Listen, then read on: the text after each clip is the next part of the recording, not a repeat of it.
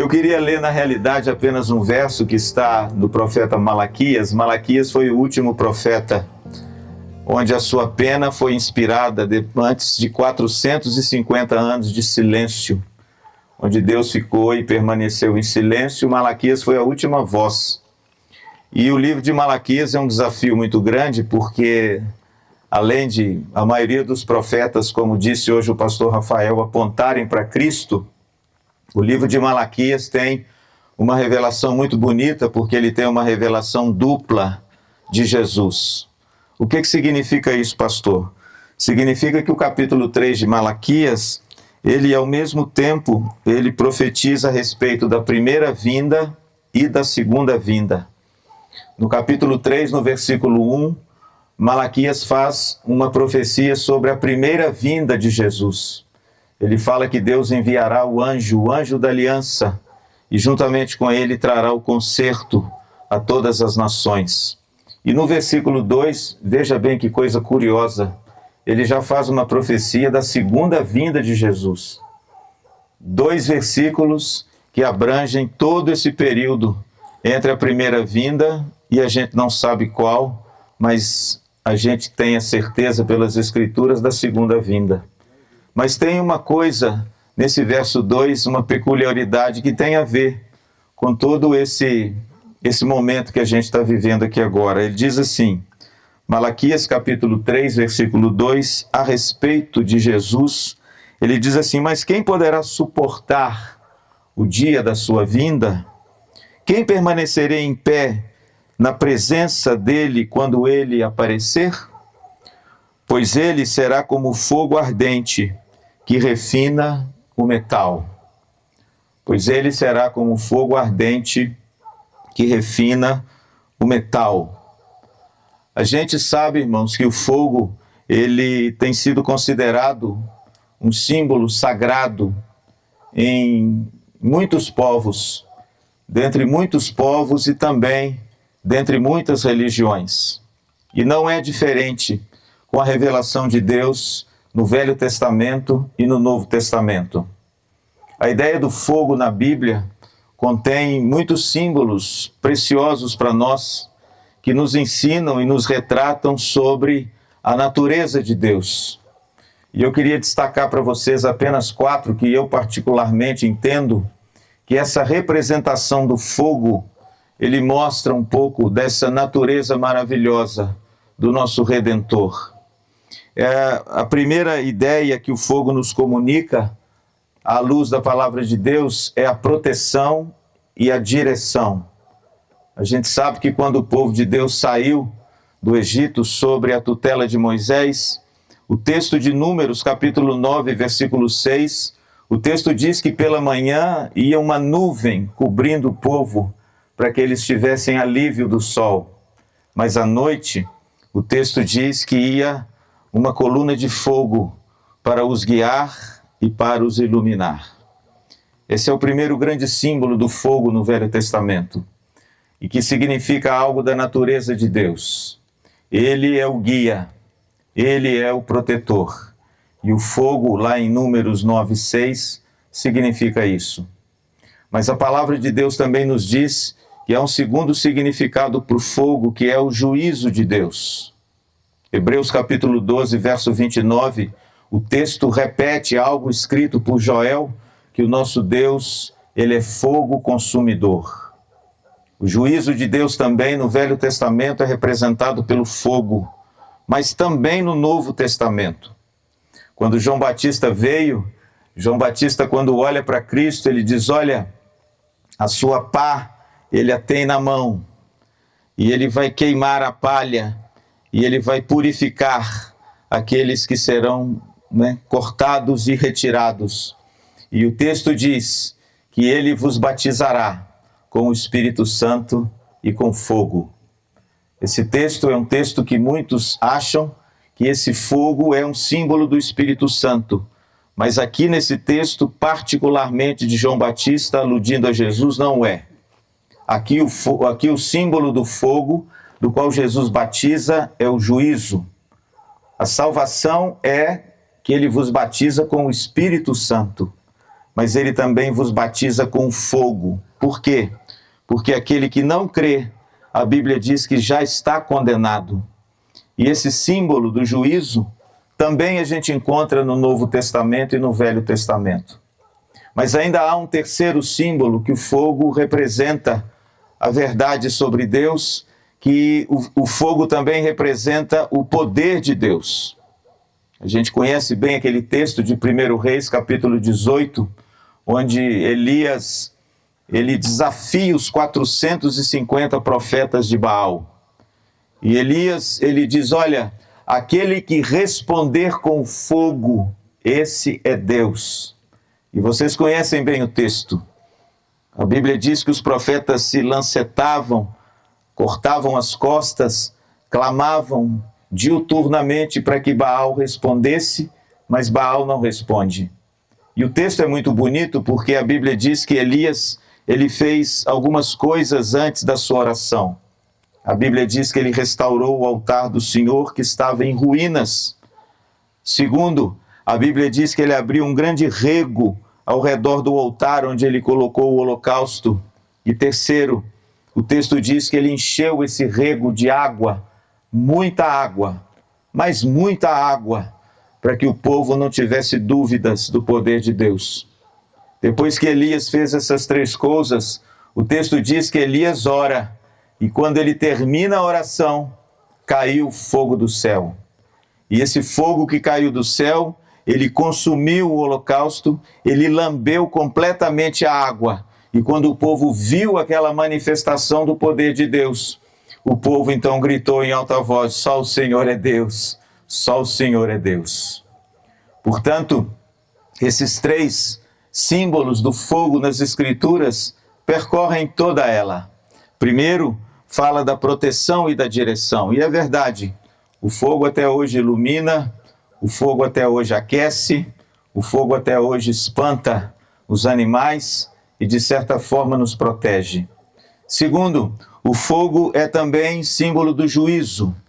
O inferno é o lago de fogo que arde, e essa figura do juízo também é representado pelo fogo.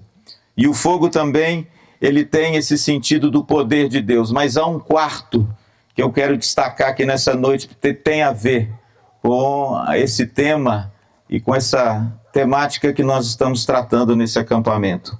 E que é exatamente o que está retratado nesse verso sobre Jesus que lemos. O texto diz que quando ele aparecer, ele será como fogo ardente que refina o metal. Veja que essa ideia é a ideia da purificação, é a ideia da restauração, é a ideia de retirar as impurezas e purificar e retornar ao estado original. Jesus, lá em Apocalipse, disse que ele fará novas todas as coisas. O interessante é que essa ideia da purificação e da restauração está claro também nas cartas de Paulo. Em 2 Tessalonicenses, capítulo 1, versículo 7, quando Paulo retrata a segunda vinda, parece que Paulo alude esse texto de Malaquias 3:2, quando ele diz assim: a vinda do Senhor Jesus será como uma chama ardente. Paulo entendeu, querido, que quando Cristo vier, o símbolo do fogo representará a purificação, a depuração. Retirará desse mundo a impureza e restaurará todas as coisas. O interessante é que o apóstolo Pedro, na sua primeira carta, no capítulo 1, no versículo 7, ele faz uma comparação muito bonita. Qual é, pastor? Uma comparação entre as provações que eu e você enfrentamos ao longo da nossa caminhada. Ele fala que a fé é provada como o ouro é provado pelo fogo, e pelo fogo ele é depurado. E ele faz uma comparação dizendo que a nossa fé é muito superior ao ouro depurado pelo fogo. Então veja que essa ideia da depuração, da purificação e da transformação tem a ver com essa imagem que vocês estão vendo aí à frente de vocês. E o que mais me chama a atenção é porque naquele tempo, diferente de hoje, onde nós temos elementos químicos que refinam e purificam o metal para que ele possa tornar a sua forma mais brilhante, mais preciosa e mais bonita, naquele tempo se fazia pelo fogo. O ouro era purificado pelo fogo.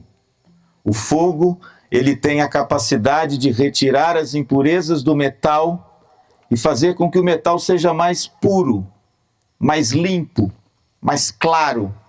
Isso não acontece só com o ouro, isso acontece também com a prata.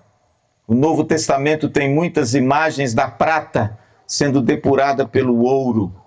E veja que os escritores do Novo Testamento, eles extraem dessa expertise daqueles homens que trabalhavam com metal, a ideia de que o ouro, assim como ele é depurado e purificado pelo fogo, a nossa fé também é depurada e purificada pelas provações. E a ideia disso tudo é a ideia do fogo. Por isso que isso é algo que diz respeito a nós. Jesus, quando esteve aqui entre nós, eu já falei isso na IPVO por várias vezes, Jesus utilizou de muitos gestos dramáticos. Pastor, o que são gestos dramáticos?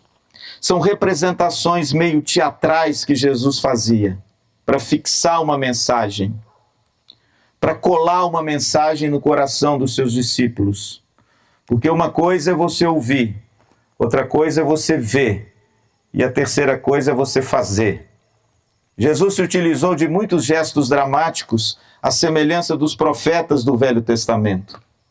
Estou me lembrando, por exemplo, de Jeremias, quando Deus diz para Jeremias para pegar um cinto, enterrar o seu cinto, deixar o cinto enterrado e depois de muito tempo desenterrar o cinto.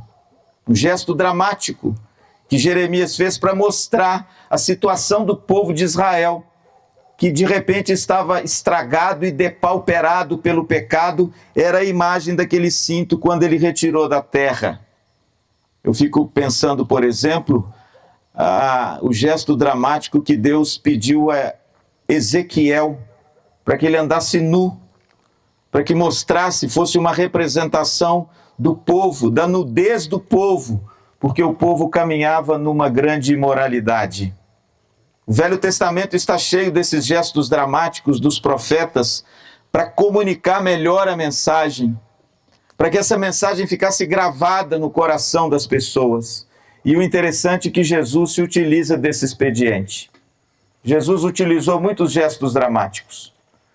Talvez o mais significativo, o mais bonito, o mais encantador de todos eles, talvez seja o lava-pés. Mas Jesus utilizou outros gestos. Ele colocou, por exemplo, barro e cuspe e colocou nos olhos de uma pessoa. Jesus, ele se utiliza desses gestos dramáticos, principalmente em lugares onde não era o povo de Israel, para que essa mensagem fosse fixada e que eles se lembrassem bem dessa mensagem. Gestos dramáticos. Pedro, lança tua rede à direita do barco. Certamente Pedro nunca mais se esqueceria daquela pesca, porque mais do que apenas Jesus dizer, Pedro fez e ele viu o resultado. É por isso que eu creio também que alguns gestos dramáticos podem nos ajudar, podem nos dar um alento maior sobre aquilo que nós desejamos e aquilo que nós almejamos. Por isso que nessa noite nós escolhemos o fogo e como um gesto dramático, nós iremos aqui fazer um pequeno exercício, como se esse exercício meu e seu fosse um exercício de um gesto dramático e que de repente poderá ter tudo a ver com o que o fogo representa no Novo Testamento e no Velho, como um sinal de purificação, como um sinal de transformação, como um sinal de que algo tão belo e precioso como o ouro, como é o casamento, ele pode ser maculado, ele pode ser corrompido, ele pode ser ofuscado por algumas coisas. E aí vem a necessidade de uma purificação, de uma restauração, de algo que devolva ao coração aquilo que de repente você perdeu ao longo do caminho, da originalidade e daquilo que talvez no passado já aconteceu entre vocês dois, mas que hoje talvez ficou ofuscado, ficou longe, ficou difícil de enxergar. A ideia aqui nessa noite, em torno dessa fogueira, é nós fazermos todos, se você assim entender que há algo no seu casamento que precisa ser purgado, precisa ser santificado, precisa ser purificado e, acima de tudo, precisa ser restaurado. Nós vamos aqui fazer um pequeno gesto dramático para ajudar você a, quem sabe, colocar em prática o que esse gesto dramático representa. Pastor, qual que é a nossa opção aqui nessa noite? Nós vamos distribuir para vocês, a Gigi e a equipe vai distribuir para vocês uns pedacinhos de madeira, porque a madeira pega fogo com facilidade. E ela vai distribuir também para vocês uma caneta. Pode ficar tranquilo que essa caneta é uma caneta que escreve em madeira. E você vai escrever no seu pedacinho de madeira aquilo que você, como cônjuge, entende a partir de tudo que você já ouviu da boca de Deus através do pastor Rafael e através da realidade que o fogo traz de purificação e depuração de algo que é precioso, mas que está maculado, está de repente contaminado por coisas que não deveriam estar, e que você hoje quer que o fogo purifique, depure. Você quer que o fogo traga de volta a beleza original. Mas, por favor, isso aqui não tem nada de místico. Isso é apenas um gesto dramático.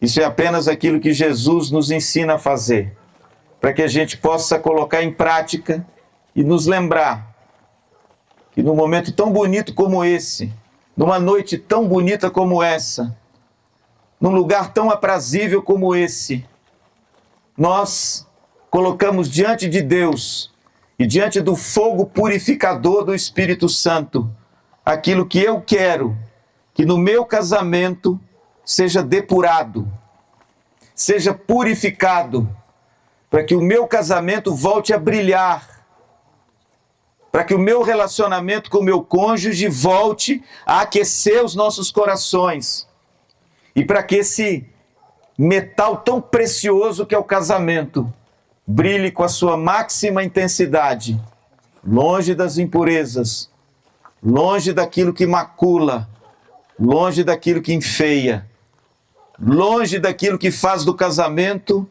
algo que Deus não projetou para ser. Mas quem sabe, o Espírito do Senhor vai te dizer agora o que o seu cônjuge vai escrever. Você escreva, ela escreva, mas aquilo que você entende que precisa ser purificado e restaurado no relacionamento e no casamento de vocês.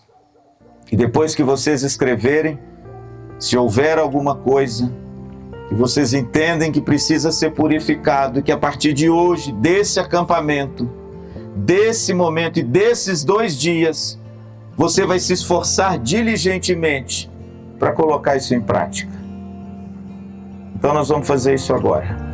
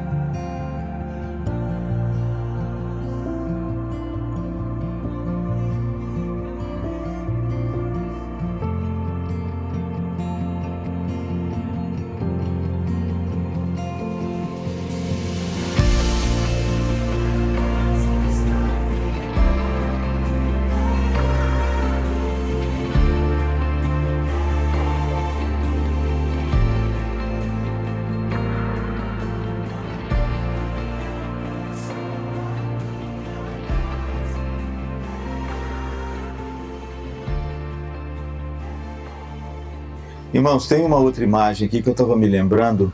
O profeta Isaías, ele profetizou a respeito de Jesus com uma imagem muito bonita. Ele diz o seguinte: quando ele vier, ele será o restaurador das veredas. Eu acho que é isso, né, irmãos? A gente está aqui para a gente lutar, mas acima de tudo para o Senhor poder restaurar a nossa sorte. É isso que diz o Salmo 126. Quando o Senhor restaurou a nossa sorte, ficamos como quem sonha. A nossa boca se encheu de riso, os nossos lábios se encheram de júbilo.